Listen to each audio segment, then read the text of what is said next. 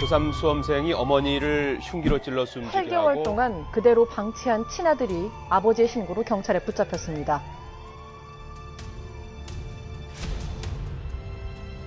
비공개로 진행된 현장 검증에서 태연이 범행을 재현했다고 경찰은 전했습니다. 준수 아빠는 너무 당황스러웠답니다. 애가 너무너무 덤덤했더랍니다. 그 하나하나를 재현을 쭉 다 하는데 슬퍼하는 것도 없고 후회하는 것도 없고 정말 냉정하게 자기 했던 거로 같아 이야기를 쭉 하더라고요. 정말 어이가 없었죠. 이해도 안 됐고. 아빠가 아는 준수는 착한 아이였대요.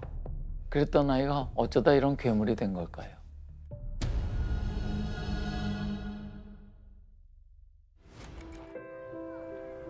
준수가 본격적으로 공부에 매달리게 된 건 바로 이때였다고 합니다. 초등학생 영어 경시대에서 1학기에 처음 나갔을 때 장려상을 받았는데 그때 시상식 이제 오라 그래서 가는 지금도 기억나요. 그 나이대쯤 애들이 요로 이렇게 몰려 올라갔어요. 올라가는 언덕길에서 걸어가면서 어머니가 그러시는 거예요. 저기 걸어가는 애들이 다 금상 탄 애들로 보인다 이러시는 거예요.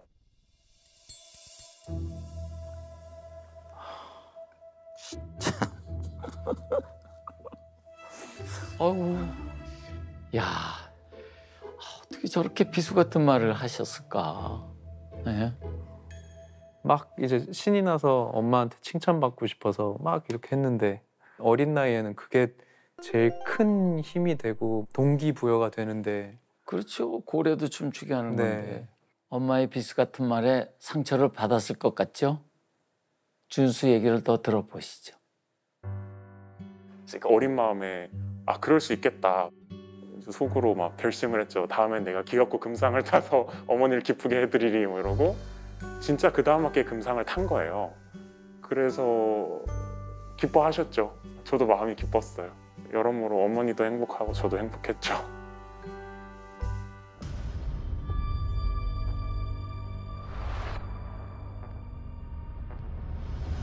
제가 딱 그냥 확 기억이 나는 건 중1 때 제 첫 시험에서 전교 2등을 했어요. 되게 기뻤어요. 기쁜 마음으로 가서 어머니께 기쁘게 그 소식을 전한 뒤에 이제 혼나면서 맞았어요. 전교 1등도 아닌데 좋니? 전교 2등으로 만족했다고. 올라갈 생각을 해야지 만족을 하면 되겠냐 이렇게 이제 혼났어요. 약간은 억울하지만 뭐 그럴 수 있겠다는 생각으로 이제 그 다음 시험에서 1등을 했거든요. 또 이제 기쁘게 갔다가 또 혼났어요. 전국에 학교가 몇 개인 줄 알아? 전국 1등을 해야지. 전국에 중학교가 5천 개인데 그럼 너 5천 등으로 만족할 거냐? 이러고 이제 혼난 거예요. 야, 그나저나 엄마는 왜 이렇게 공부에 집착을 했을까요? 엄마가 무슨 컴플렉스가 있었던 거 아닐까?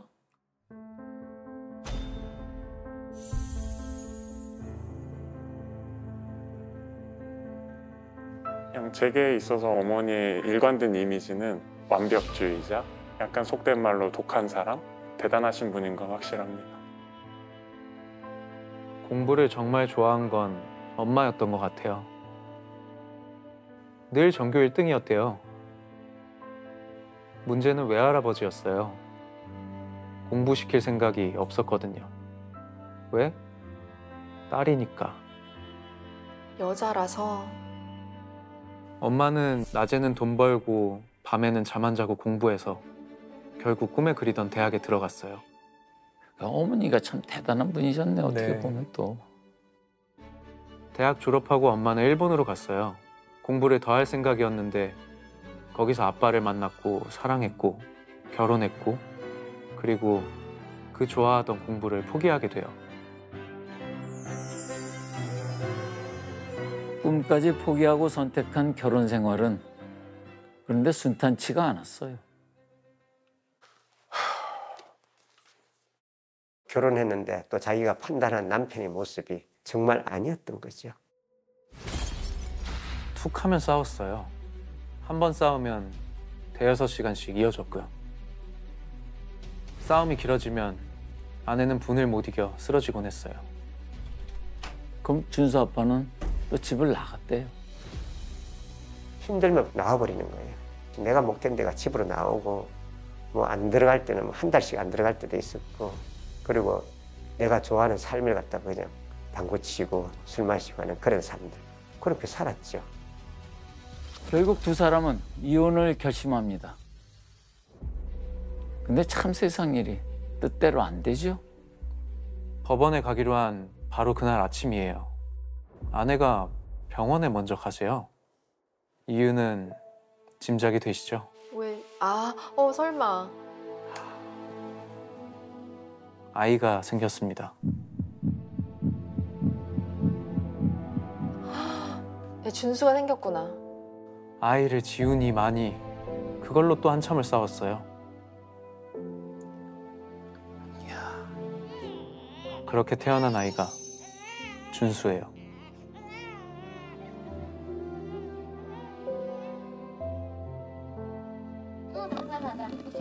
이렇게 나오는 거야. 좀 있으면 나와요. 근데 이거랑 같이 미안해. 지금 여기 앉아서 나가고. 자, 하나, 둘, 셋. 너무 귀엽죠? 예쁘기도 예뻤지만 준수는 머리가 정말 비상했어요. 스펀지 같다고나 할까요? 엄마가 가르치는 대로 쭉쭉 빨아들여요. 준수 엄마는 다니던 직장을 그만뒀어요. 아이한테 올인하고 싶다고요. 그렇게 엄마의 꿈은 준수가 됐습니다. 유일하게 남은 게 준수였으니까요.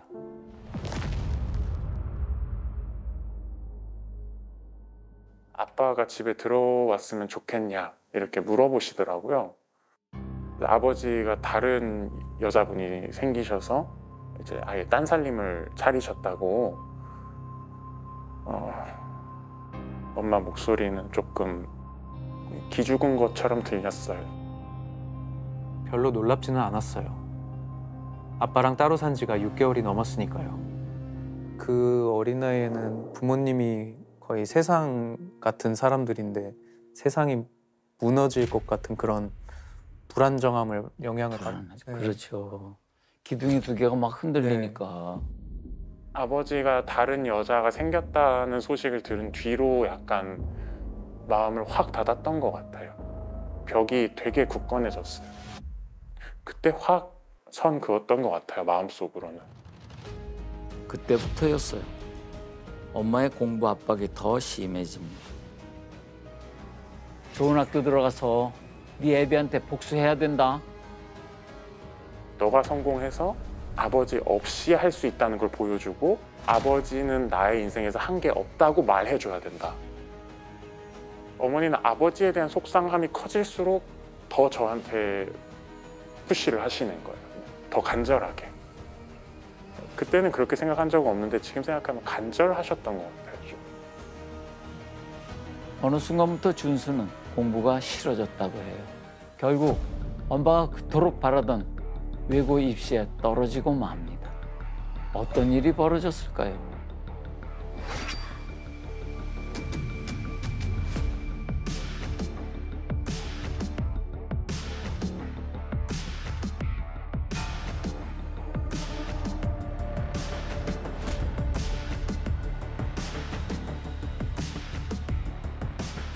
칠 번 아이언 아시죠? 준수도 중학교 때 골프를 배웠어요. 성공하려면 골프 칠 줄 알아야 된다. 엄마 플랜에 따라서요. 그때 7번 아이언을 처음 잡았답니다. 외고 시험에 낙방한 뒤에는 7번 아이언이 매로 바뀌었습니다.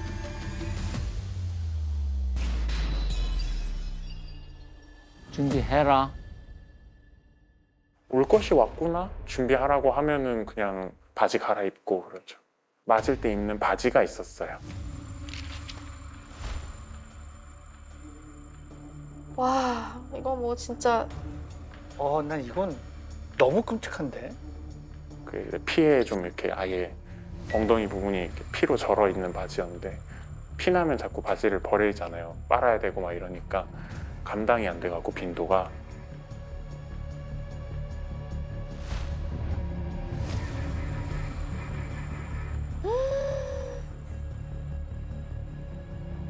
그거는 뭐 빨지도 않고 그냥 계속 맞자 하면 이제 그거 입고 맞고 그랬죠.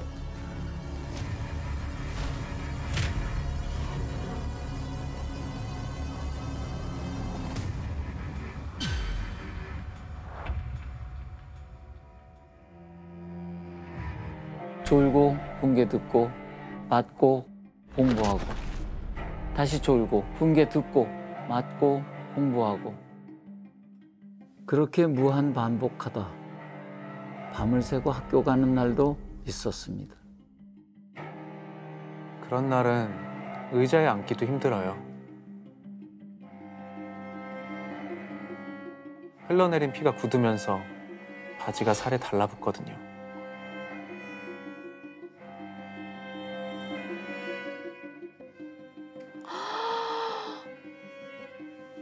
진짜 바지를 떼어내면 살점도 같이 떨어져요. 교복에 핏물이 배어나올까 봐 휴지를 속옷에 덧대곤 했어요.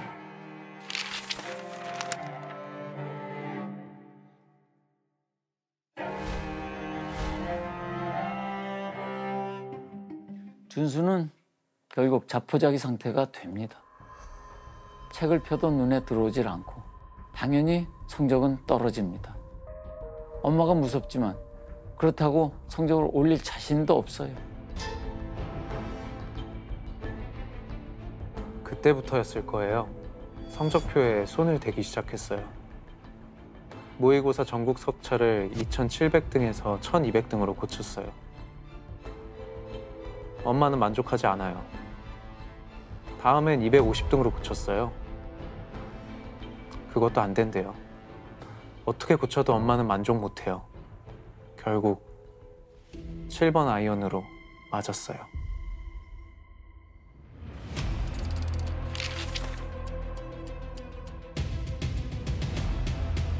어느덧 준수는 18, 고3이 됐습니다.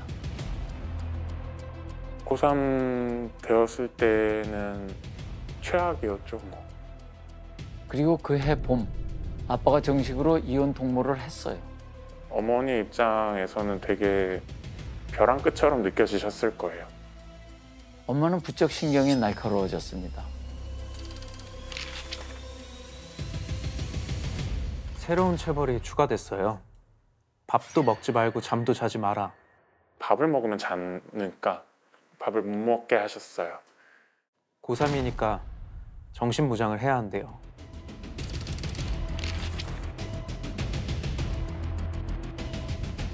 이틀째가 되니 배고픔은 생각보다 견딜만 했어요. 근데 잠을 못 자는 건 차원이 달랐어요.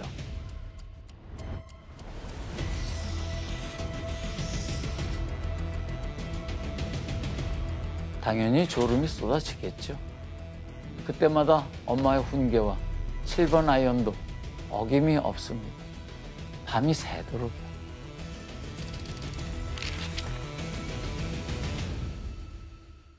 그때 밤을 새고 혼이 났었어요. 당연히 졸음이 쏟아지겠죠.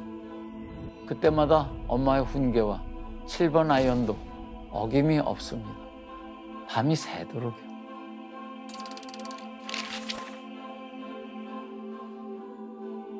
그때 밤을 새고 혼이 났었어요.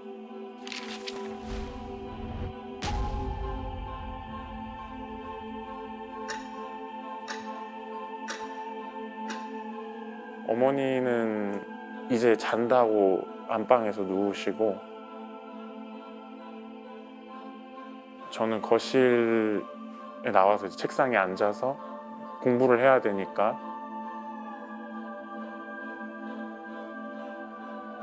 거실 책상에 앉으려는데 엉덩이를 댈 수가 없어요. 간밤에 맞은 자리에서 피가 배어나요. 그냥 너덜너덜했어요. 뭐 맞아서 그런 것도 있고 그래서 이상한 모르겠어요. 그래도 참고 앉았습니다.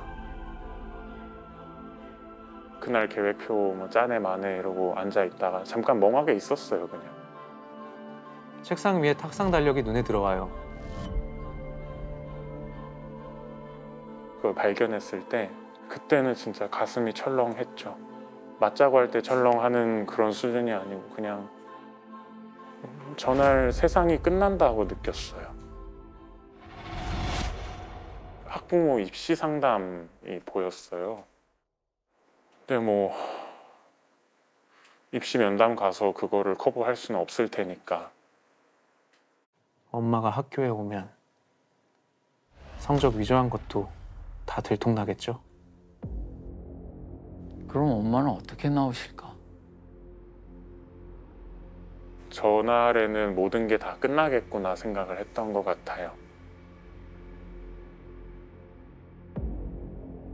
아, 엄마한테 맞아서 죽겠구나 생각을 했어요.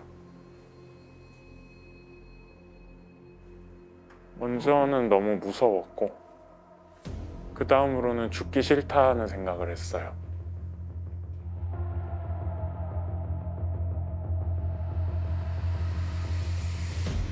준수는 자리에서 일어났습니다.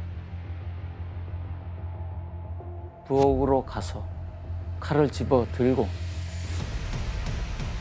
안방문을 열었습니다. 엄마는 자고 있습니다. 안방으로 들어갔습니다.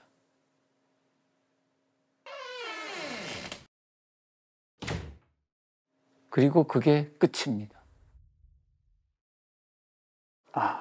아유,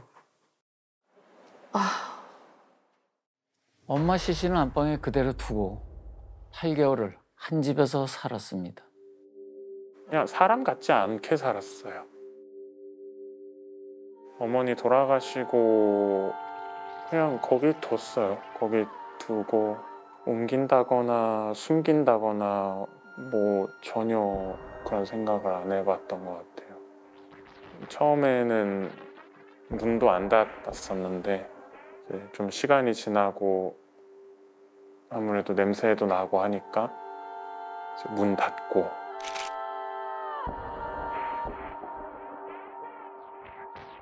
그 뒤로 계속 그 거실에 불을 켜놓고 살았어요.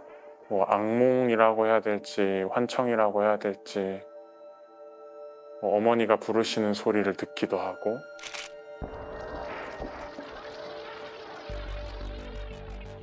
죄책감이 컸던 것 같아요.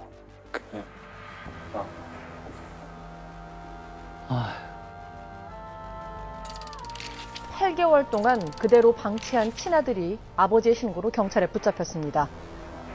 공업용 접착제로 안방의 문틈을 밀폐하게 됐습니다. 이미 세상을 떠난 어머니는 돌아올 수 없고 두 사람은 돌이킬 수 없는 비극으로 추락했습니다. 사실 어머니는 자기의 기준에서 최고의 사랑을 주신 거거든요. 그분의 모든 인생을 갈아 넣어서 저를 키우셨어요. 저는 저희 어머니께서 점점점 더 힘들어 하실 때, 점점점 더 저한테 이렇게 푸시를 하실 때 이제서야 조금씩 해석이 되는 것들은 어머니께서 점점 더 불안해지셨다는 거예요. 점점 더 두려워지셨다는 거예요. 제가 진짜 후회되는 건 저희 어머니께 내가 아니어도 어머니는 대단한 사람이고 귀한 사람이고 어머니는 충분히 사랑받을 만한 사람이고 어머니를 위로해드리지 못한 게 너무 후회돼요. 만약에라도 돌아갈 수 있다면